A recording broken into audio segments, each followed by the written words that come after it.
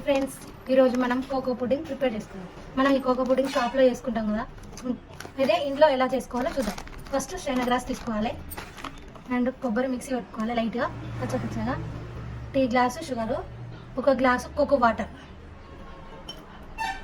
ఈ చైనా గ్రాస్ను షుగర్ని మిక్సీ పట్టి వాటర్తో కలిపి మిక్సీ తిప్పాలి.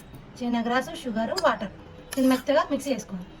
దీన్ని కోకో వాటర్ పోసుకొని, కోకోనట్ వాటర్ పోసుకొని దీన్ని ఉడికించుకోవాలి. ఈ కోకోనట్ కలిపిన వాటర్లో మిక్సీ పెట్టినాం కదా, దీన్ని బాగా ఉడికించుకోవాలి. ఇదంతా కరిగిపోవాలి. మిక్సీ పట్టంగా 1 టీ గ్లాస్ వాటర్ పోసి 1 టీ గ్లాస్ వాటర్ పోస్తున్నాను అంతే. దీన్ని మెల్ట్ అయినాక ఉడికియాలి. చూడండి ఫ్రెండ్స్, చైనా గ్రాస్ మొత్తం ఉడికింది, మొత్తం మెల్ట్ అయిపోయింది. ఇలా అయిందాక ఉడికించాలి.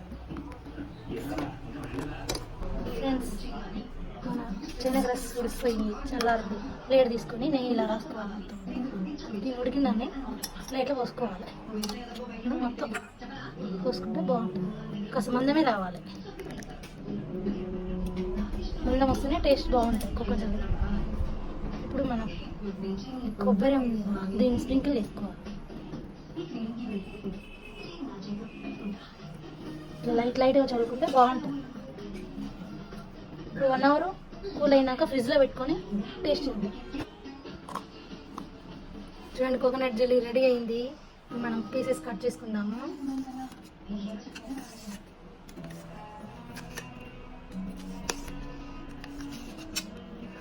చూడండి, యమ్మీ యమ్మీ కోకోనట్ జెల్లీ బాగుంది కదా.